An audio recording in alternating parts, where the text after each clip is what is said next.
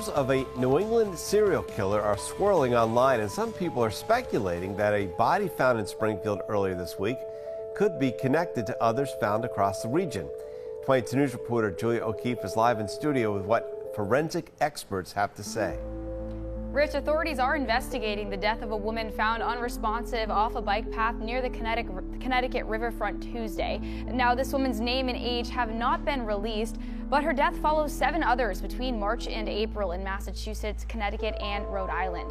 Human remains, mostly female, have been found in New Haven, Connecticut, Norwalk, Groton, and Killingly, Foster, Rhode Island, Framingham, Plymouth, and now Springfield. Authorities have not announced any connection between the deaths, and Dr. Peter Valentine from the University of New Haven says there is not enough known physical evidence to link them. We really want to be careful about how we interpret the value of the forensic evidence that we're recovering, and that tends to be the most difficult thing, is not to overinterpret the evidence that we recover. Initial rumors spread through a New England serial killer Facebook group where users say these remains could indicate a serial killer. But experts say just because victims were located at the same time does not mean they died at the same time or the same way. Now, Springfield police have not determined whether this 8th woman's death was a homicide, but 22 News will continue to follow this story. In the last 2 months, 7 bodies have been found around New England. And while law enforcement is not connecting the cases, people online have other ideas. Boston 25 News reporter Bob Ward joins us live in Brockton. Bob, the talk is getting loud enough for police to address these rumors. Rachel, you know, more and more people online are paying attention to this. They are concerned that some or all of these cases might be connected and that a serial killer might be striking in New England. They say New England is beautiful in the spring. Quiet towns, historic charm, a sense of safety that lulls residents into routine. But beneath the surface, something dark is stirring. Over the past few weeks, the peace has been shattered. 8 bodies, 3 states. A creeping fear is spreading, and it all began with a suitcase. This is not just a story of death. It's a story of patterns, silence, and something hidden in plain sight. Welcome to the New England serial killer. March 6th, Norwalk, Connecticut. A scuba team pulls a body from the icy depths of the Norwalk River. Paige Fannin, 35 years old, reported missing the day before. Her clothing and personal belongings found neatly folded by the riverbank. A tragic accident or the first breadcrumb? Just hours later, across state lines, another discovery. In Plymouth, Massachusetts, a hunter stumbles on what he thinks is a deer skull, but it's not. The jaw, the nasal cavity, gone, human and headless. 2 bodies, 1 day. No connections, at least not officially. In some corners of social media, like Facebook, the idea that a serial killer could be on the prowl in New England is getting more popular. This Facebook group, New England SK, has nearly 9,000 members. And in other forums, people are posting their concern that some or all of the bodies recently found in New England might be connected to each other. Since the beginning of March, 7 bodies have turned up in Connecticut, Rhode Island, and Massachusetts. Some of the bodies are unidentified remains. The bodies discovered in Groton and Killingly, Connecticut, are close to a Rhode Island case. So far, law enforcement is not connecting the cases. However, the talk online has grown so loud that recently Groton, Connecticut police issued a statement that said in part, regarding references circulating on social media about incidents in the state of Rhode Island, we currently have no information connecting those events to any of the incidents in Groton. Here in Massachusetts, the discovery of a human skull in Plymouth and another set of remains in Framingham is also being looked at. In the late 1980s, a serial killer struck the New Bedford area. 9 women murdered, 2 missing. Author Maureen Boyle covered the case at the time and wrote a book about it. She is skeptical that a new serial killer might be at work right now. Just because you have bodies found in a variety of places in New England, that does not mean that there's a serial killer on the loose in the area. Boyle is concerned that online speculation can hurt people. This is not a game. These involve real people, these involve real families. This is serious business. I checked on the two Massachusetts cases. On that body that was found in Framingham recently, the district attorney's office is saying a case is under investigation, but it does not appear that person was a victim of foul play. Now, as for the remains of the human skull that was found in the woods of Plymouth, the Plymouth County DA's office says that case remains under investigation. March 19th, Groton, Connecticut. Near the gates of the Colonel Cemetery, an eerie, crumbling landmark, someone makes a grisly discovery. A suitcase, abandoned, torn open. Inside, remains. Female. Estimated age, 40 to 60. Just 2 blocks away, Allen Street. 2 days later, police swarm an apartment there. No explanation, no suspects. And despite public pressure, no body, they say. But locals aren't convinced, especially since just last month, another set of remains were found on Mitchell Street, also near the cemetery. Too close, too quiet, too strange to ignore. Jane Borowski was 7 months pregnant when she was attacked by the Connecticut River Valley serial killer. She was stabbed 27 times and miraculously lived to tell about it. It happened in Swansea, New Hampshire in 1988. And it happened after 7 women were found stabbed to death in the same area. All were victims of the same man, and Jane is believed to be his only survivor. She now hosts the podcast Invisible Tears, and she is here with me now live. First of all, my goodness, Jane, I'm so glad that you're here with me, and I cannot believe that you survived 27 stab wounds. March 19th, Groton, Connecticut. Near the gates of the Colonel Cemetery, an eerie, crumbling landmark, someone makes a grisly discovery. A suitcase, abandoned, torn open. Inside, remains. Female. Estimated age, 40 to 60. Just 2 blocks away, Allen Street. Yeah, those remains were found just over there, just to the left of the entrance to this historic cemetery. City of Groton police say it was a 911 call reporting something suspicious near the Colonel Ledyard Cemetery on Mitchell Street, which led to the grisly discovery. It was a very vague call. We were able to determine where the item was at, and during the initial investigation, we located human remains. Police say those remains were sent to the Office of the Connecticut Medical Examiner, which says results of their investigation are pending further study. Kind of shocking, you know. We try to, this is a cemetery, but I suppose if somebody dropped some human hearts off, drop them off at a cemetery, I guess. I don't know. We have no idea what's going on with this. Phil Tuttle is a longtime sexton at the historic cemetery, which dates back to the early 1700s and is named for Colonel William Ledyard, who was a military officer for the Connecticut militia during the Revolutionary War. Tuthill says he and his volunteers take care of the grounds near where the remains were found, but they haven't mowed there since late fall. They have been there for quite a while. There are still many unanswered questions, like who do the remains belong to and how did they end up here? Some questions will be answered after the state medical examiner completes its investigation into this death.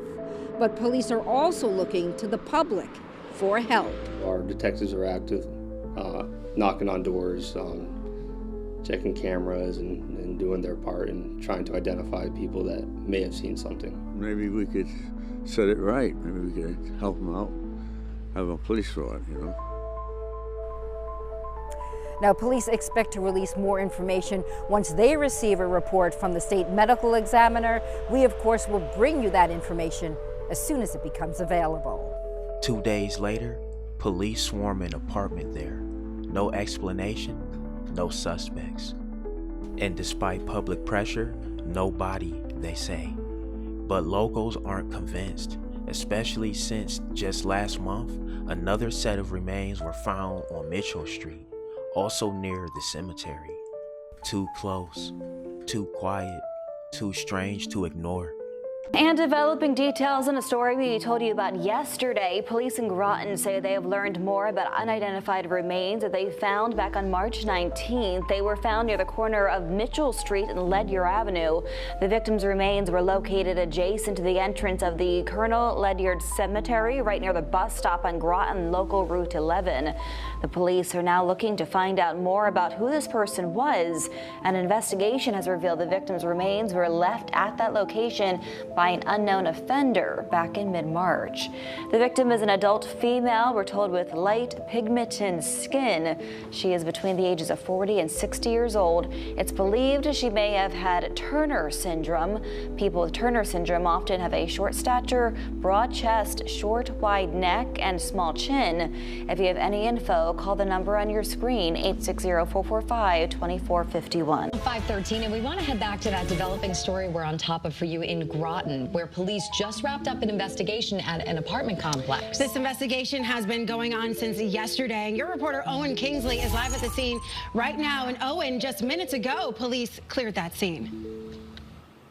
Yeah, it was a little under an hour ago, right after we had arrived here on scene on Allen Street, that police, including State Police Major Crimes investigators, all clearing out from this area. And again, not a lot of details have been shared by authorities at this point, but the big note of information right now is that no body has been found. But since yesterday afternoon, police and investigators have been going in and out of this apartment right behind us, collecting evidence, and at times doing so wearing a hazmat suit. Now, rumors have been spreading around the town here in Groton as residents want to know what exactly police are looking for in this apartment. Just up the road on Mitchell Street is where human remains were found back in March. That was near the entrance of a cemetery. Groton City Police have said they're not sure if their investigation here on Allen Street is related to that. But state police, though, say it is not related to a separate incident of human remains that were recently found in Danielson. All of this, though, still cause for concern here in Groton. It's just really eerie to see all this and know that it's so close. Like, you never think it would happen in your own hometown. Now, our crew last night was told by Groton City Police they're expecting some sort of update potentially today about this investigation. As soon as we have any new updated information, we'll make sure to bring it to you on air and on the Channel 3 app. In less than 2 weeks, the body count climbs. March 20th, New Haven. Human remains in the woods. So badly decomposed, it takes 5 days to identify her. Denise Leary, missing since September. March 26th, Foster, Rhode Island. A dog's strange behavior leads to the discovery of Michelle Romano, also missing for months. Suspicious circumstances, police say, but still no clear link. And then, April 9th, Killingly, more remains. No name, no gender, no answers. 6 bodies, all found in wooded areas, rivers, or left near cemeteries. Different towns, different counties, yet all within a 180-mile radius. Coincidence or something much more calculated? The official word, no connection. The reality on the ground, panic. TikTok is flooded with theories. Reddit threads stretch for miles. A serial killer, a cult, a copycat. Nothing is off the table. In Groton, residents demand answers. They're told not to, quote-unquote, rush to judgment. But how do you not when bodies keep turning up? Some say the media is holding back. Others believe law enforcement knows more than they're letting on. And with every day that passes without answers, the theories grow louder, and the fear, it spreads. March 6, Norwalk, Connecticut. Paige Fannin, female, 35.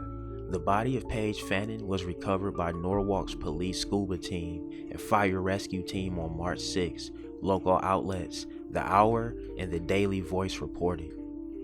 Norwalk police were assisting authorities in nearby Wilton, Connecticut. It was a search for a missing person. The Hour, the Daily Voice, and the New Haven Register reported at the time. Per the New Haven Register, Wilton authorities were looking for Fannin, a resident of West Islip on Long Island, as she was seen in their jurisdiction on March 5th, a day after she was reported missing in New York. Authorities located clothing and personnel items left on the bank of the Norwalk River before eventually discovering Fannon's body. March 20th, New Haven, Connecticut. Denise Leary, female, 59. Authorities in New Haven found the body of Denise Leary after residents reported discovering human remains in a wooded area near a home. The New Haven police announced on X at the time. The remains were in an advanced state of decay when they were found, police said. On March 25th, police confirmed the body belonged to Denise Leary, who disappeared in September, per WFSB and the New Haven Register. Police claimed Leary suffered from paranoid schizophrenia. New Haven is about 156 miles west of Plymouth and about 50 miles west of Groton. Emily, Dan, Connecticut State Police tell us those human remains were found late yesterday afternoon. They just wrapped up their scene here. What you're going to get right now is a first-hand look at the area we saw police coming and going from. Members of the Eastern District Major Crimes Unit and several state police officers have been working this scene. We're told the investigation is in the early stages and it's still very active. Now, the area they've been targeting is wooded at the end of Woodward Street, which is also a dead end. It appears there's also a nearby body of water called Davis Brook. Now, investigators have not confirmed the identity of the human remains that have been found. About 2 weeks ago, roughly 10 miles from here, the remains of Michelle Romano were found in Foster, Rhode Island. She was missing out of Warwick, and 1 week before that, human remains were also discovered outside of a cemetery that was in Groton, Connecticut. Neighbors tell me Woodward Street in Danielson is pretty quiet. Most people walk in this neighborhood and take their pets out. But after hearing possible human remains were found, they say they'll be extra cautious. For Mark Grennan, who's lived in the Danielson area for 30 years, the discovery of possible human remains in his hometown was shocking. It was very scary, actually, because you think you're safe and it's such a quiet neighborhood. And I mean, I walk my dog up and down the street all the time, and you just never think something like that can happen so close to home. State police responded to Woodward Street late Tuesday afternoon. It's unclear where exactly troopers made the discovery and where they are investigating further, but there is a park, pond, and wooden areas nearby. It's very active. There's always people there, and it's very frightening, actually. I hope it doesn't turn out to be human remains, but I don't know, you just never know, I guess. Others in the area who did not want to go on camera pointed out the wooded areas on the street and said at times they do feel creeped out when walking alone or with pets. Neighbors like Dean Russo say folks in the area should be more diligent. It does make me think twice, before I do anything. Definitely kind of take a little more caution on things. Be aware of my surroundings when I'm walking. I do go for walks, quite a bit. But, if we're cautious, hopefully this sort of thing isn't going to happen to people that are more cautious. This is still an active investigation, and neighbors tell me they hope state police have answers soon. March 26, Foster, Rhode Island. Michelle Romano, female, 56. The body of Michelle Romano was found on March 26, 8 months after she disappeared. Her remains were found in a wooded area, Rhode Island authorities said at the time. Investigators began looking into the suspicious circumstances surrounding her death. A man in the neighborhood told WJAR that his dog may have noticed the remains before they were found by the individual who reported it. "I know my dog has been acting strange when he comes out there," Tom Slater told the outlet. "He's always sniffing over that way. I don't know how long the body has been over there, but he would pick up on it." Foster is about 89 miles northeast of New Haven. A tragic end in the search for a missing Warwick woman. I'm Mike Montecalvo. And I'm Shannon Heggie. Officials have identified the human remains found in Foster last week as 56-year-old Michelle Romano. Her family first reported her missing over the summer, and now the investigation continues into how she died. Lauren Brill joins us now with what we know so far. Well, it's unclear how Michelle Romano died, but police believe her death is suspicious. Now, we're working to learn more information, but officials have told us that her last known address is here on Hazard Avenue in Warwick. Days after investigators discovered the body of a woman in Foster, officials have released her identity. Rhode Island State Police have identified the remains as 56-year-old Michelle Romano. Our cameras captured police on Plainfield Pike late last Wednesday, continuing their investigation the next day. Officials had part of the wooded area blocked off, collecting evidence and searching the area with canines. State police tell us Romano was first reported missing to Warwick police by a family member back in August. Her last known address was on Hazard Avenue. Now, Warwick and State Police, along with the Attorney General's office, are investigating. Now, Rhode Island State Police are asking anyone with information that could help their investigation to contact their tip line. We have that number over on WPRI.com. All women, all vanished months before their bodies were found. Who else is missing? Who hasn't been found yet? Investigators say there's no evidence connecting the deaths, but evidence isn't the same as truth. What about the suitcase near the cemetery? The decapitated skull in Plymouth? The dog who sniffed out Michelle Romano weeks before anyone looked? What about the rumors of a man seen near Mitchell Street days before the Groton discovery? A man no one could identify, a man who hasn't been seen since. And what about the apartment on Allen Street? The one sealed off, then suddenly abandoned. Why hasn't anyone said what was found inside? Back at home now, the death of a woman found near a bike path around Springfield's Hall of Fame Avenue is getting more than an official investigation at this hour. Western Mass News reporter Wesley Days is live for us with more on the internet fodder about a possible New England serial killer. And Wesley, to be clear, no official has tied this unattended death in Springfield to other investigations. Yeah, no one, and I can't state that enough. No one in this state has done that, Amanda. In fact, law enforcement in other states also say they can't tie death investigations in their areas to this suspected serial killer. You may have seen over social media followers are becoming detectives at some point. In fact, in just the past week, a Facebook group known as New England SK for Serial Killer was created and is already up to 19,000 members, and there are posts talking about Tuesday's incident. I want to show you a map, though. The group is trying to tie suspicious deaths or human remains found in multiple cities in Connecticut, Rhode Island, and Eastern Mass back to one mastermind at this hour. Those concerns have been disputed by law enforcement across the region. And now they're trying to tie their suspicions to our portion of the Bay State. Within that New England SK group, multiple posts are wondering if this alleged serial killer may have struck in Springfield. An unattended death investigation is currently underway after police found an unresponsive woman near a bike path on Hall of Fame Avenue Tuesday morning. She died after they found her. It's unclear how she died. An autopsy is being conducted by the medical examiner's office at this time. Right now, we've reached out to the DA's office about these online rumors, as well as concerns over public safety in this case. We have yet to hear back at this hour. If there is a killer moving through New England, they are silent, calculated, and patient, striking just far enough apart to avoid easy patterns. The locations are rural, the remains unrecognizable, degraded. Whoever is behind this knows how to disappear. The silence from authorities may be caution or fear. Fear that confirming a serial killer would incite mass panic. Fear that it would expose missed opportunities. Fear that this isn't over. Springfield police are investigating the discovery of a body found along the city's riverfront. Officers were called to the 1500 block of Hall of Fame Avenue around 8 o'clock this morning for the report of an unresponsive person near the bike path. Springfield Police spokesman Ryan Walsh told 22 News the adult woman was pronounced dead shortly after. Walsh said the homicide unit will now conduct an unattended death investigation pending an autopsy by the medical examiner. The name and age of the victim were not released. What are your thoughts about the story I presented with 7 sets of remains and officials saying nothing to see here?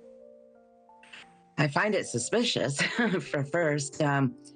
I came across it online about a month ago, and then I started doing some research, and I'm like, this is awful suspicious.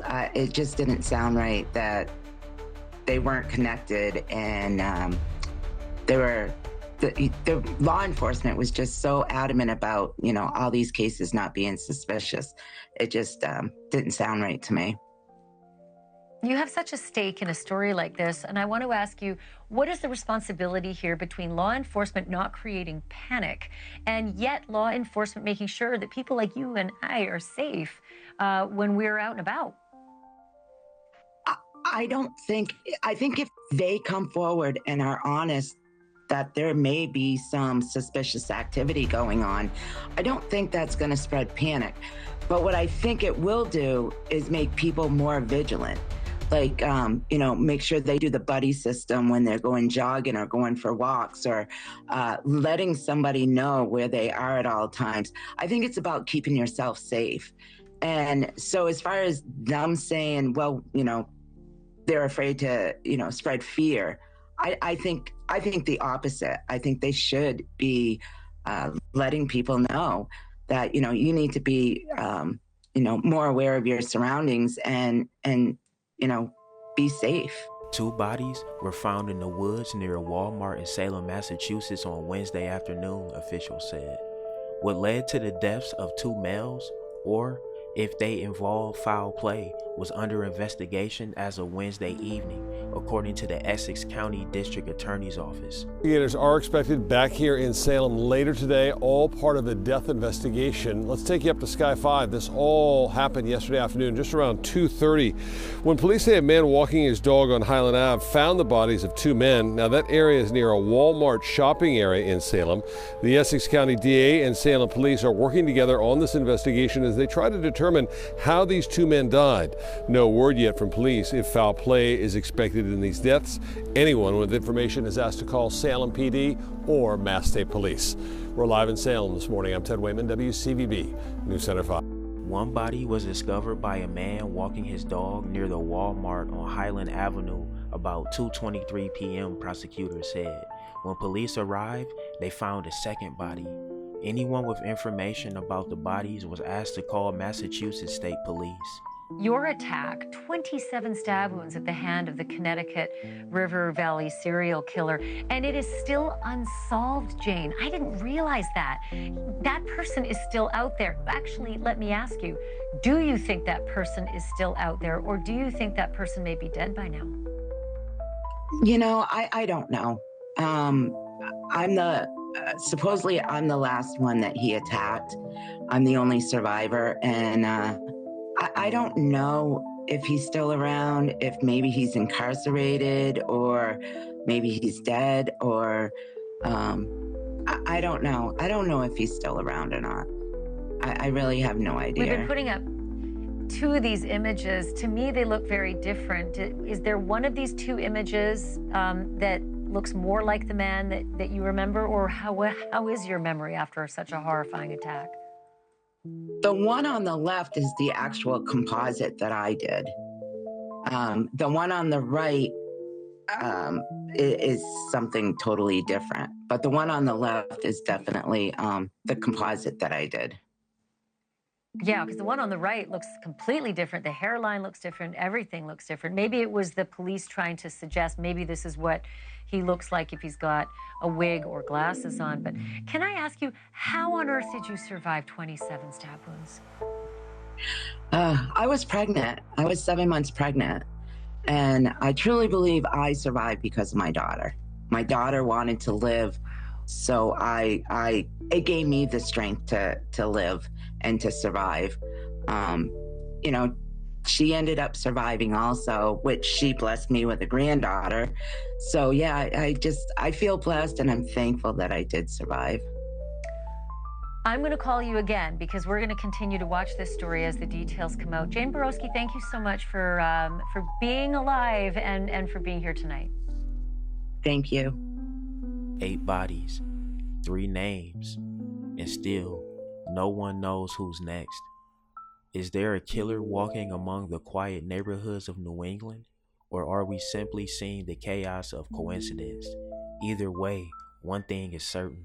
Someone dark is moving through those towns, And if history has taught us anything, the truth doesn't come with flashing lights. It creeps, it waits, and when it's ready, it strikes again. This has been the New England serial killer. Stay alive, stay alert. Until next time.